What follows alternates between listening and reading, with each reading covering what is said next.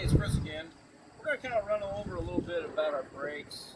Seems to be a lot of questions about it from time to time. And so we'll try to help maybe explain a little bit what's going on there. This chassis here was built for one of our customers. They ordered it up, kind of told us what they wanted. There's a shop building the truck for him.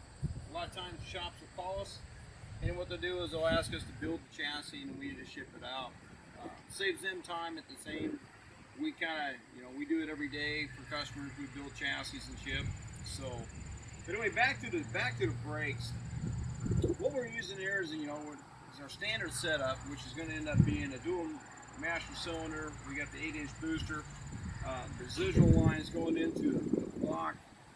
A lot of guys have been asking, well, I think that I need an 1.8" bore master cylinder. We always use a 1-inch bore with 3/16 lines. Holds plenty of pressure. You're not losing anything by any means.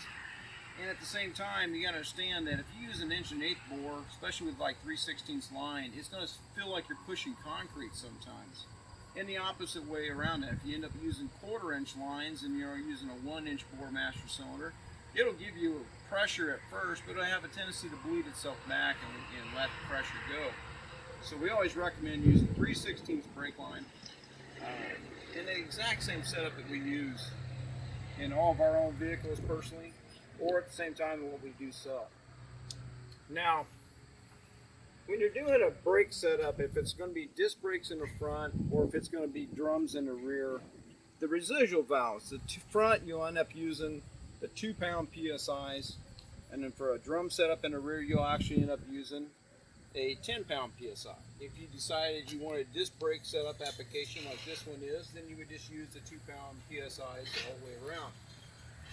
When you order a kit from us, it'll actually come with straight lines. You have to do your own bending, but not real tough to do. The kit will actually come with everything you need and all the fasteners. Some of the easiest ways to do it is drill a hole, put a prop rivet. We provide the prop rivets with the backup washer. The kit will come with long enough lines that you can they'll be a little bit long. So in case you make a bad bend or maybe you're routing in a different direction, you're going to have a little bit of extra line there to work with. Some guys will actually end up just cutting and reflaring if it's too long. The kit will actually provide you, like I said, a 72-inch line used across the front, a 40-inch line used to the left front driver. And then we get into another 72, we have one union. Then we get into the 36, which is coming down. Now, if you're looking in the rear of this one, there's a couple of different ways you can do it. This one here we just took.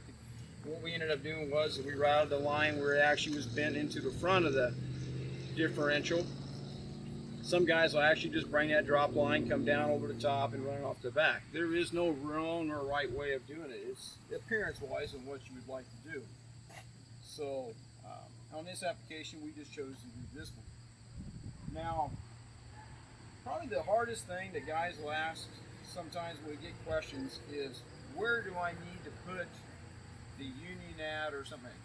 If you have a long enough line and you're going and you have to get into another line when using a union, you want to be able to put it someplace where it's going to be easy for you to get access to, so when you're doing them final tweaks and making sure that nothing's leaking, you'll be able to get to it. Don't try to back yourself into a corner where it's very hard for you to be able to get a wrench onto something. Kind of think it out.